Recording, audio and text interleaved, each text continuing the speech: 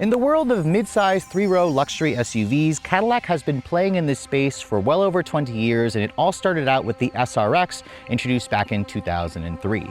The company technically left this space when they redesigned the SRX and made it smaller, removing the third row, but they tried again in 2019 with the first ever XT6. It was essentially Cadillac's version of the Chevrolet Traverse. Well, for 2026, Cadillac is trying yet again with this vehicle. This is the first ever 2026 Cadillac VISTIQ.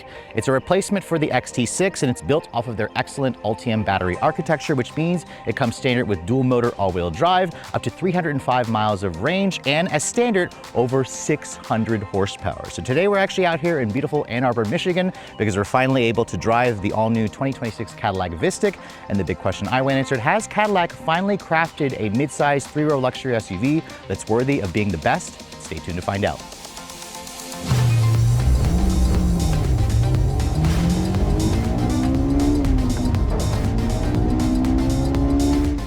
Now, because the VISTIQ is an all-electric vehicle, the million-dollar question is, does this car have a frunk? Because there is no engine underneath here to take up the space. And when we lift up the hood here, I'm sad to report, as you can see, there is no front trunk storage space. This is actually my first time seeing it in person as well.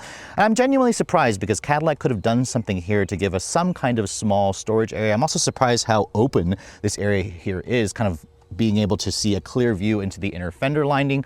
But regardless, you can see there is a lot of stuff going on here, but this is where Cadillac kind of took an unexpected approach with the VISTIQ, especially when you look at the power figures, because all models essentially are going to be offered with dual electric motors. So there's an electric motor in the front and the rear, giving you electronic all-wheel drive. And essentially, this essentially gives you the power figures from the upcoming Lyriq V, which is apparently just heading into dealerships now, which means you get a total of 615 horsepower and 650 pound-feet of torque. Those power figures, again, are among the best in the segment. I'm actually surprised because Cadillac has a detuned version making 500-ish horsepower in the Lyriq all-wheel drive. But again, Cadillac wanted to step it up and give us all that additional power. It goes out through a 1-speed reduction gear transmission, and the electric motors draw its power from a 102 kilowatt-hour battery pack. So this is about half the battery capacity of this car's larger sibling, the Escalade IQ, meaning you can go up to 305 miles of range, 300 miles, however, if you get the more powerful 19.2 kilowatt onboard charger, which this model has. Now, Cadillac says in VMAX mode, it's capable of sprinting to 60 in 3.7 seconds. That's right, 3.7 seconds for a big three-row family SUV. If you guys are trading in an XT6 or an SRX, this is literally going to be twice as fast as that old gas-powered model. And in terms of the top speed, it should be around 130 miles an hour. Towing capacity should be around 5,000 pounds. And as this car sits, it weighs in at around 6,300 pounds, which sounds a lot until I remind you that the Escalade IQ, this car's bigger brother, is over 9,000 pounds. So this is definitely a lot more manageable because, again, it is still an electric vehicle. It's going to be heavier. Now, on this side of the vehicle, I want to show you guys the charge port door. You basically just push that little area over there, and that opens up the power actuated door, and you can see it still has the J1772 plug with the CCS combo. At some point, Cadillac will adopt the NAC plug, but this vehicle technically runs on the 400-volt architecture. This is not as quick charging as the Escalade IQ. Cadillac says it'll be able to accept up to 190 kilowatts on a fast charger, meaning you can add about 80 miles of range in 10 minutes on a level 3, which is pretty average in terms of the speed. I'd say it'll probably take about 35 to 40 minutes to charge from 10 to 80%. That's my estimation. With the more powerful 19.2 kilowatt onboard charger, you could charge this vehicle on a level 2 in under 8 hours. It'll take a little over 10 if you guys have the less powerful 11.2 kilowatt onboard charger. But let's go ahead and close up the hood here on the charge port door and talk about the exterior styling, because this is my first time seeing the new VISTIQ in the sheet metal, and I have to say, this looks a lot better versus Cadillac's previous attempts, because I mentioned earlier in the intro, there was the SRX, there was the XT6, but none of those models, except for the first-gen SRX, didn't feel too much like a Cadillac. This definitely gives you baby Escalade vibes. I love Cadillac's newest art and design theme here, as you can see, and it's kind of grafted onto an EV very nicely. This color is called Opulent Blue Metallic. It's an extra $625. It flows nicely into the art and science look here, of course, with this kind of wreathless crest logo, which is illuminated. This grille, as you can see, is a crest grille, but it doesn't have any openings. Instead, Cadillac gave us these LED light accents throughout the grille, and they actually illuminate. They do a choreographic dance when you start the vehicle on and off, of course. If you guys go for the platinum trim, you actually get a different texture of a light signature for the top platinum trim. And then you can see on the lower fascia, there are some active grille shutters. There's a gloss black area here with some chrome. The headlights, as you can see, are also full LED. They kind of have this really beautiful stacked LED arrangement where you have 1, 2, 3, 4, 5, 6, 7, 8, 9, 10 individual LEDs, which is kind of crazy to think, but it gives this car a very unique light signature. The turn signal is technically divorced from the headlight. It's a sequential style turn signal. And then remember, if you guys go for the platinum trim, if you don't like the gloss black here, it gives you a full paint finish, which I actually think looks really nice. But with this opulent blue and the black accents, it certainly is an attractive vehicle. It really does look a lot like the Cadillac Escalade. So I think the design team nailed the look of this car, but I'm not surprised. The Lyriq is really good looking. Their baby optic is also really good looking. So this is, again, kind of right in the middle of Cadillac's EV family. Now moving around to the side profile, you can see this is a mid-size, technically mid-size, but in terms of the dimensions, it's almost like a large SUV, which means it's pretty big. In fact, compared to the old XT6, this is roughly 7 inches longer at just over 205 inches long. This is about the same size as something like a Lexus TX. Its wheelbase is also massive at 121.8 inches long. However, for how big this car is, it's technically around 20 inches shorter than the Cadillac Escalade IQ. So the IQ, again, is going to give you even more length, but this is still, I think, a more medium-sized vehicle that should be good for families. You can see my test car here has the 22-inch wheels because it's the premium luxury trim. So this is technically one notch above the sport or the luxury. You can see the wheels. They're a Goodyear all-season tire on a 295 width tire. So if you guys want, you can basically get a standard 21-inch wheel going all the way up to a 23-inch wheel, which is standard equipment on the platinum trim. The brakes are around 13.2 inches in diameter. If you guys go for that platinum, you'll get an upgraded 16-inch rotor with Brembo brakes. That's one of the upgrades you get with that model. This trim also includes adaptive air suspension. A steel sprung suspension with adaptive dampers is standard, but it gives you the ability to raise and lower the vehicle at the push of a button. You can see on this trim, you have some gloss black on the wheel arch trim along the side sills. Remember, the platinum luxury, or the premium, or the platinum, I'm sorry, that will give you the full paint finish, which I actually think gives the car an even more sophisticated look. Now, as you can see, the black roof is an optional feature on the premium luxury. Standard on the platinum, it includes a black painted side mirrors with integrated turn signals, full 360 camera. Cadillac Super Cruise, their next generation Super Cruise, is actually standard on this vehicle, and it's the first Cadillac and GM vehicle to kind of get that upgraded Super Cruise. We'll talk about that later on. You can see the panoramic glass sunroof is also standard. It even opens up to vent air. Love that feature. So many vehicles in the class just have a glass roof that doesn't open, so Cadillac's one of the few brands to give you that. You can see the aerodynamic roof rails also look nice. You can also get an accessory, I believe, to give you a more functional roof rack design. You can see this right here. I believe Cadillac called this the staircase to heaven design theme here. It's like a little touch. It certainly looks interesting. It's built into the third row area glass, which I think gives it some character along the side profile. And then looking at the rear, again, you can see a lot of the family resemblance here, where this car may be mistaken for an Escalade at some point, because again, of how big the vehicle is. It has a really interesting two light design for the turn signals back here. You can see the turn signal is also sequential. There's a separate area down there for one of your other brake lights, and the Cadillac logo here also lights up. There's some light badging back here with the VISTIQ badge. The 900E4 badge here means that basically E4 means, or E means electric, 4 means it's all-wheel drive. 900 stands for the torque in Newton meters. So this car has 650 pound-feet of torque. It's a rounded up number of that 650 in Newton meters, which I don't love, but it's what Cadillac's been doing over the last couple of years. With their, I guess, badging back here. The rear bumper, you can see, has some gloss black with some gray painted. It's kind of an interesting design, although the platinum trim also has that full paint finish. Now, the rear spoiler back here, I appreciate. It's also an area where they hide the rear window wiper as well. You can also get a digital camera rearview mirror. And then if you push the Cadillac logo, you can see that opens up the cargo area. A power liftgate with hands-free functionality is going to be standard. And in terms of the cargo space, Cadillac says you have around 20% more cubic feet of space versus the old XT6. So with the third row seat up, which it comes standard, you have around 15 cubic feet of total storage space, which is fine. You can see there's a little bit of storage off to the side. And Cadillac also gave us a pretty deep underfloor storage, which is necessary because there is no front trunk storage area. So this is great where you can hide some groceries. It also has the mobile charger included, where it also includes a level 2. If you want to fold down the seats, you can basically do so by pushing this button here. You can see it is just a one touch. That does fold down the seats, and unfortunately they do kind of get stuck a little bit on the second row. I swear we moved them up so it wouldn't get stuck, but you can also fold down the second row which will fold down everything. Now, Cadillac says with the third row folded, you get around 43 cubic feet of space. With everything folded, you get just over 80 cubic feet of space, which is definitely a good amount. However, if you guys are, looking at something like the Escalade IQ, the Escalade offers over 100 cubic feet of storage space. So this is not among the best in the class. I actually am surprised it doesn't have more, but it is still a lot more usable versus the old XT6 or the Lyriq if you guys are upgrading from that vehicle. Now, Cadillac did a phenomenal job with the exterior styling, in my opinion, for the all-new VISTIQ, but the interior is where Cadillac wants to remind you again that they want to be the standard of the world again, because they really have developed a beautiful looking interior that's full of technology, that's full of really nice material, that's full of lots of luxury features. You can see my particular test car has that opulent blue exterior with the phantom blue Nuva Luxe interior. So this is technically a vegan leather, it's a synthetic leather, but I have to say, for a fake leather material, it feels really plush, it feels high quality. It has some beautiful details like the contrast stitching and piping with this kind of cross stitch as well, with this kind of insert that makes it look like it's a quilted design. These seats are also heated and ventilated and massaging. They adjust, I believe, in 16 different ways. That's standard equipment on all versions of the VISTIQ, even the base luxury trim, which means you get massaging seats on all models essentially, which is kind of an unheard of feature. Most competitors, again, make you pay extra for it. It really shows you that Cadillac wants to, again, be considered the standard of the world for luxury. Now, getting inside, it has a nice, easy step-in height with around 7 inches of ground clearance. As I shut the door has a relatively solid sounding thunk. The one thing I noticed this car is missing is a soft close feature. I'm not sure if the Platinum has that feature.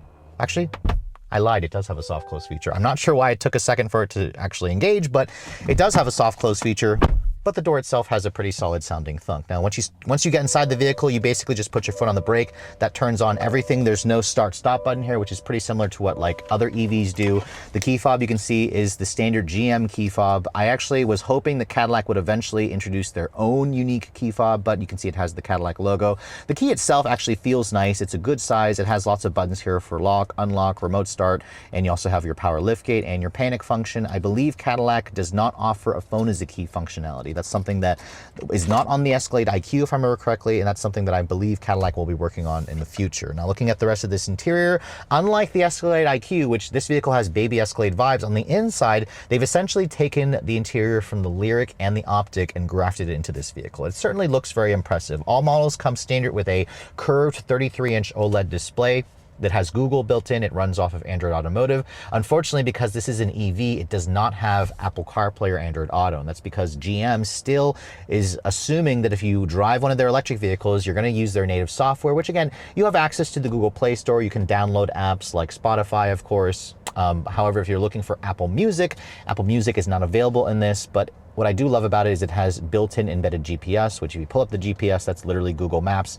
that you find on your computer. It's right here on the screen. It also will do route planning. If you guys are trying to get somewhere, it'll tell you where all the charging stations are for how long you need to charge, of course. The instrument panel here is slightly customizable, where I can change the gauge from like a tour look to a sport look. I can also go to a map display here, an driver assist view, and then this trim here, because it's a premium luxury, has night vision camera, which is included with this trim. It's part of the reason why this trim costs an extra $14,000. But it is relatively easy to use. The quality and the quickness of the software behind it's much better. You also get an augmented reality heads-up display that's included with this trim as well, which means it can actually lay over directions and pointers into the actual heads-up display. It creates a three-dimensional effect, which I think also looks pretty good. Now, looking at the door panels, you can see the upper portion has a leather material covering it. It's also a soft touch injection. I love the matte finish brown wood that you have with the kind of, looks like it has ambient lighting built into the actual wood trim with this kind of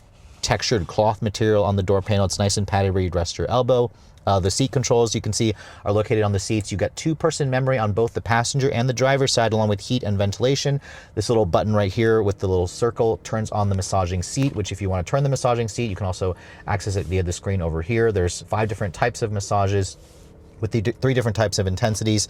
There's also a 23-speaker AKG surround sound audio system with Dolby Atmos. Cadillac is very proud of their audio system and partnering with Dolby Atmos. If you guys are an audiophile, the sound system does sound pretty nice. The lower portion of the door panel is a hard touch plastic, but there's lots of additional door storage where you can easily put one of those big water bottle jugs in the actual door panels. Now, looking at the steering wheel, you can see this is Cadillac's new 2-spoke design wheel. Like I said earlier, Super Cruise is standard with their enhanced ADAS. You can see that camera watches my face to make sure I'm paying attention. Super Cruise has now added basically lane guidance when you have a route planned. It will actually know that it needs to stay in the right or the left based on when your directions are coming up, and it'll also turn itself on and off more seamlessly. That's a new feature. It's the first time that Cadillac is doing that on this vehicle and any GM vehicle with their updated ADAS. You can see the steering wheel also has a power tilt and telescoping function, lots of adjustability so you can get an easy and comfortable driving position. You can see there's also lots of buttons here for your audio, for your cruise control with Super Cruise. Here are the buttons for Super Cruise as well, along with your music information. This V button here basically engages max power, so VMAX. It's a simple push of a button there. If you don't want to use this button here, you can also go to there. That brings up your drive mode selector between the 4 different modes, along with your My mode where you can customize things. There are adaptive dampers with an air suspension. The air suspension button is located here to the left of me, where you can raise and lower the vehicle at your choosing. Of course, the rest of the dashboard you can see has some pretty nice materials. There's some genuine aluminum here. I also like the way the vents are. They're controlled with this little manual joystick where you can also close the vent by just twisting it, as opposed to those motorized vents on some competitors. I like this more. This upper portion here has leather covering it, more of that phantom synthetic leather technically. Down here there's more of that. As you can see, this center console area has a floating design. You have the little knob here where you can control this infotainment system if you don't want to touch it, along with some shortcut buttons. There's a volume knob as well that has kind of like a metal knurl effect. Same thing with the cup holders.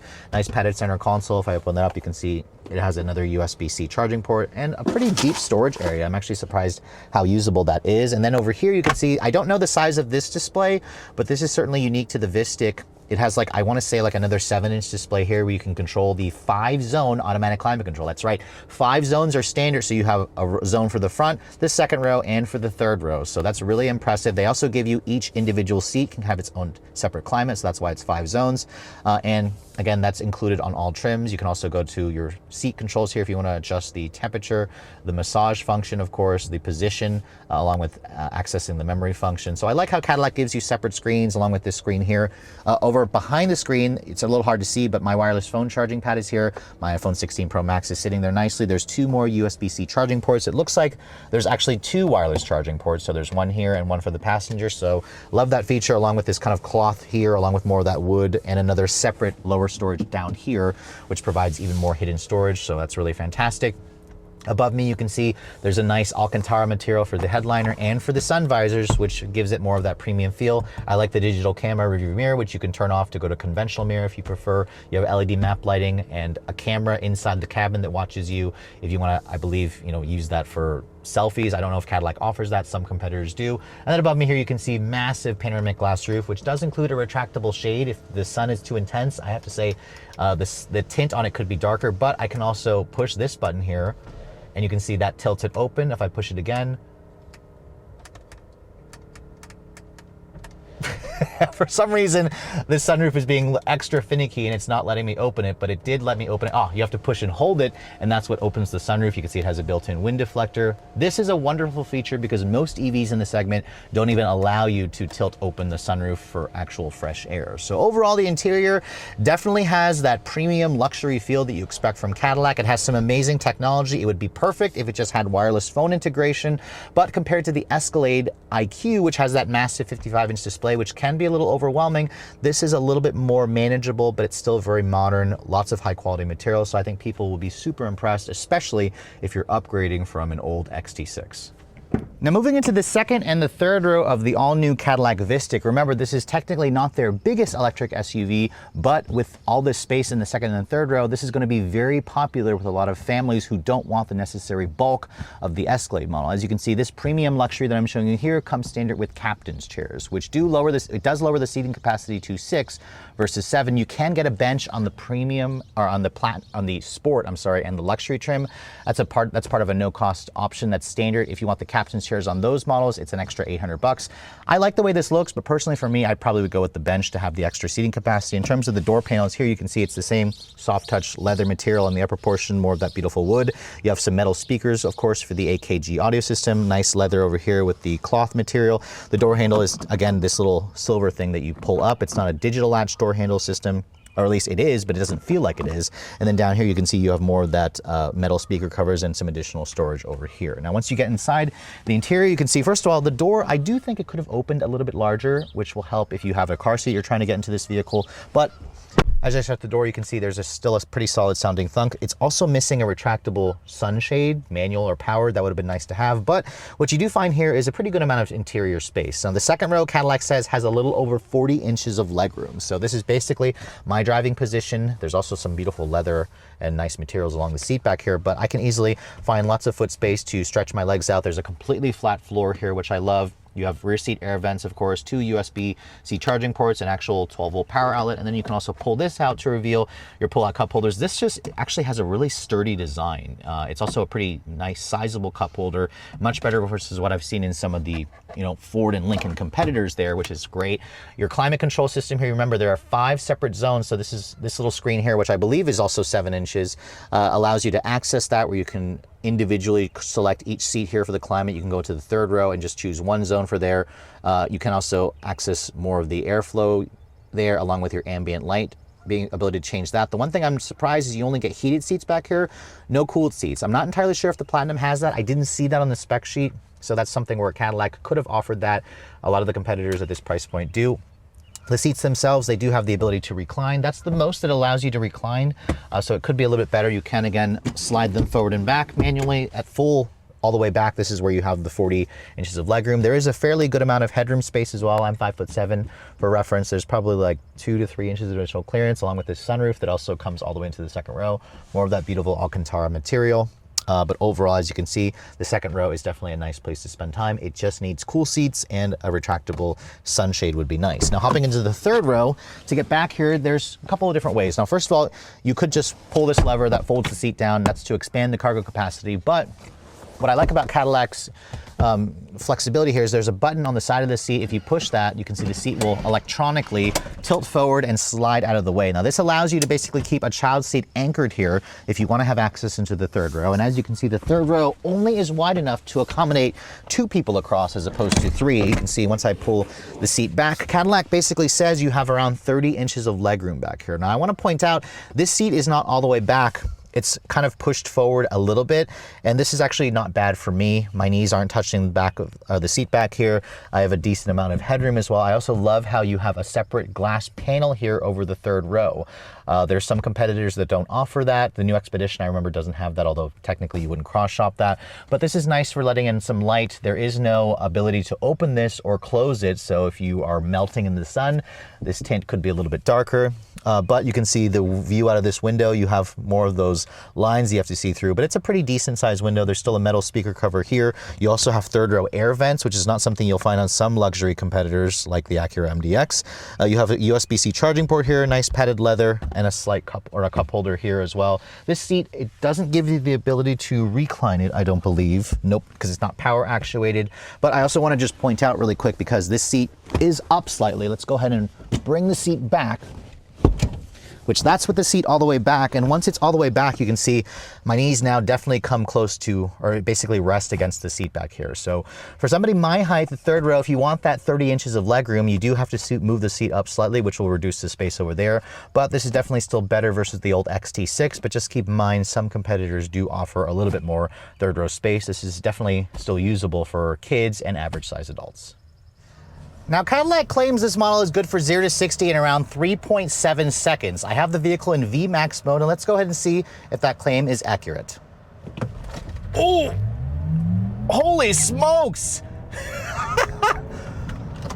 All right, on our first run there, we got 0 to 60 in 4.02 seconds. Now, that's with it more going slightly uphill.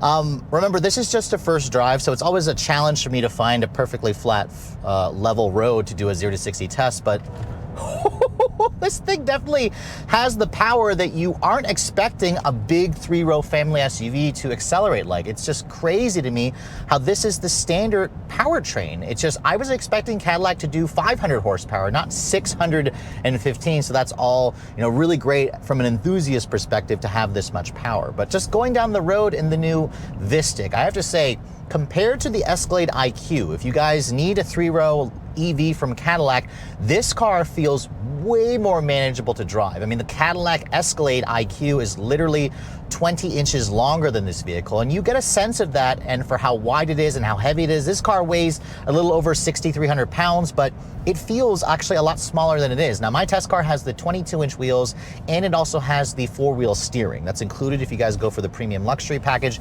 It does help to shrink the footprint of this car. It feels very much like a mid-size crossover SUV, just a little bit longer, of course. If you guys are used to driving around in something like, let's say, a Chevrolet Traverse or a Buick Enclave, this is going to feel pretty familiar to you. But unlike, those vehicles that have a 4-cylinder gas engine, this car has so much torque, so much delicious torque, and it's just available right as your foot goes down to the floor. It's just incredible how quick this car is.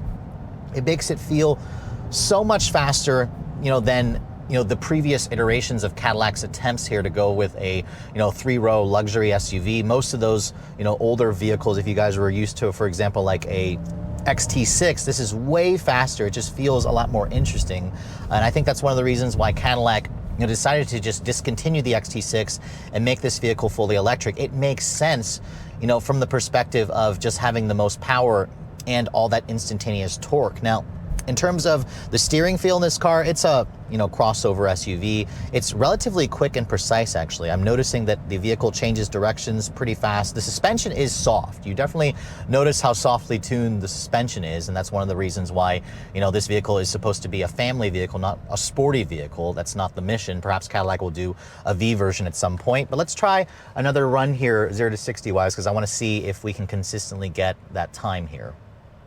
It's still in VMAX. This time we're just gonna brake torque it, and we're gonna see if we can get a slightly faster time.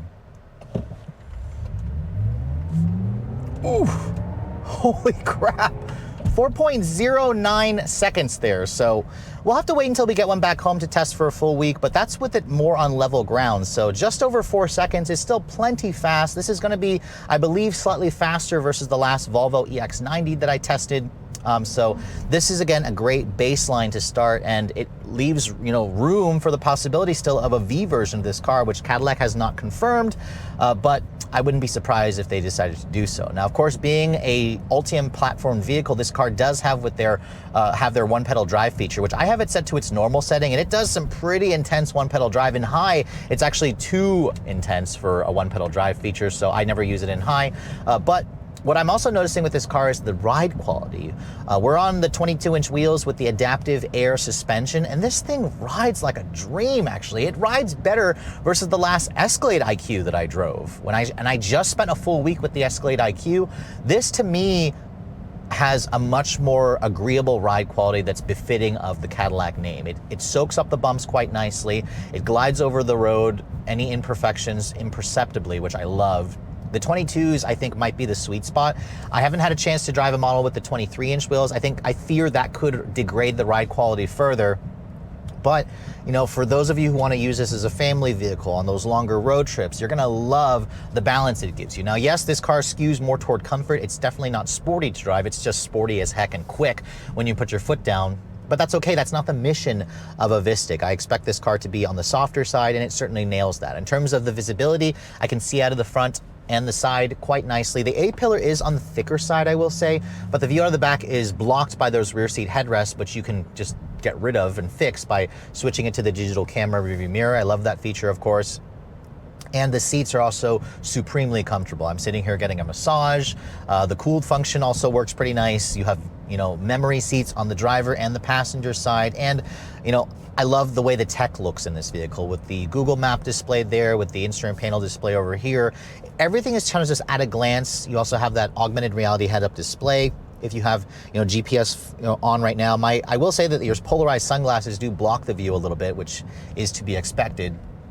But this car also feels really solidly made. I'm not hearing any squeaks or rattles. Now, again, I will wait until I get one back home to test for a full week to see if I notice anything there. But, for this early first drive, the interior stays really quiet. It does create a fake sound when you have it in its sport mode. I can also change the drive mode by pushing this here, and let's go into our My mode. I actually set the My mode to give me a touring grade for the suspension, so it gives you an even softer ride quality, which is, I think, going to be what people are looking for.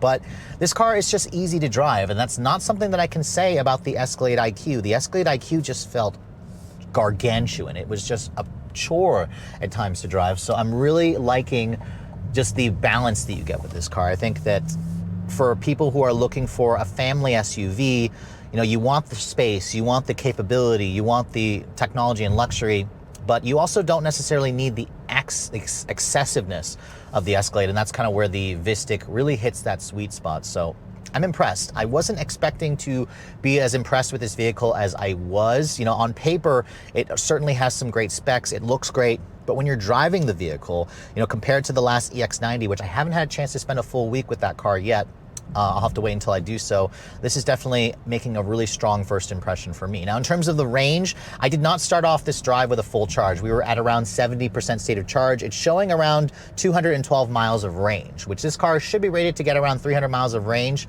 When I get one back home for a week, I'll be able to do a full test to see, you know, what we can actually do in the real world. But I would probably estimate this car will end up doing a little bit better than its range numbers would suggest.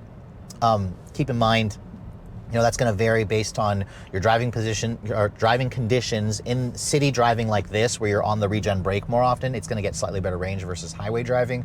But overall, you know, between the impressive tech, the blistering speed for a base powertrain, the good ride quality, the quiet interior, the solid build quality, there's a lot of positives with this new VISTIQ. So for those of you who are a little bit skeptical, or if you're looking to trade out of your old XT6 or SRX, this new model is going to supremely impress you the moment you step behind the wheel. Now, Cadillac may have had a slow start in the all-electric space when they introduced the Lyriq to the US about 3 years ago. However, fast forward into 2026 model year, and they have one of the most comprehensive EV lineups that you're going to find. Starting, of course, with the entry-level Optic, going up to the Lyriq, to this 3-row VISTIQ, and then of course finally ending at the flagship Escalade IQ and IQL. Cadillac has one of the most comprehensive lineups, and I have to say the VISTIQ is definitely in the sweet spot, because if you guys are looking for a mid-size or technically large 3-row crossover SUV without the added bulk of the Escalade IQ, this is one that should definitely make it to the top of your list, because I think Cadillac's design team has nailed the exterior look and the interior design. The software behind the technology and the infotainment system is also among the best you're going to find. I just want Cadillac to add wireless phone connectivity. The seats are also extremely comfortable. The Nuva Lux, even though it's a synthetic leather, feels as nice as leather or actual leather. I love how heat, ventilation, and massaging is also standard. This car is just incredibly well equipped. And if you guys can pony up the extra 14 grand for the premium luxury trim, that adaptive air suspension with the 22-inch wheels is going to give you that ride quality that you expect from a Cadillac. And then in terms of the power, Cadillac didn't have to do a 615 horsepower version as standard, but they did, and it makes this one of the quickest 3-row SUVs on the market. So this car really honestly should be wearing a V badge, so it makes me wonder if Cadillac's going to eventually do a V and do the 750 horsepower motors from the Escalade IQ. I don't know if that's going to happen or not, but still, this has way more power than anybody's going to ever need. I'll have to wait until I get one back home to test it for a full week to talk about the actual real-world range. Around 300 miles is certainly sufficient, but this is where some competitors like the Rivian R1S offers over 400 miles of range. The Lucid Gravity also offers over 400 miles of range. So there's room for improvement there, but I think as a base point for the range, I think Cadillac has, you know, a nice starting point. And the fast charging for this vehicle is also average. That's where I was hoping they would do their 800-volt architecture, but there's a reason why this car is significantly less expensive, like $50,000 less expensive than an Escalade IQ. Now, speaking of which, if you're looking to get your hands on the all-new VISTIQ, they are already at dealership showrooms. They started rolling out, I believe, in late March.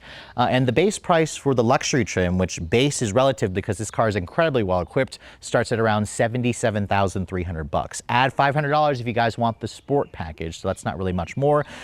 This premium luxury trim includes things like the adaptive air suspension, the augmented reality heads-up display, of course, along with some other niceties, and it's around $14,000 more expensive for the premium luxury. So that's a pretty good chunk of change more. The platinum trim is even further more expensive, around $5,000 more. So this model here with destination and the upcharge for the color is around $94,500. I know 94 grand definitely sounds like a lot of money. However, this car is going to compete with vehicles like the Volvo EX90, the Tesla Model X, of course, the Rivian R1S. You could also compare it to, you know, non-luxury brands like the Kia EV9 or the Hyundai, upcoming Hyundai Ioniq 9, which those vehicles are around $20,000 less, but they don't quite have the same opulence and luxury that the Cadillac has. The adaptive air suspension, again, is one of those, you know, features that I think luxury buyers are going to expect. But overall, I think what Cadillac has done here is offered a really nice balance here of technology, style, luxury, and performance. And for those of you who are looking for a luxury-oriented three-row EV, I think Cadillac finally has a product that can go toe-to-toe with the best from every other manufacturer. But with all that said, hope you guys have enjoyed my full overview on the brand new 2026 Cadillac VISTIQ. If you're also looking to see the latest cars I'm testing, be sure to follow me on Instagram at redline_reviews, like us on Facebook, and as always, guys, please keep subscribing to the Redline Reviews YouTube channel for all the latest reviews. Thank you so much for watching. I'll catch you all in the next video.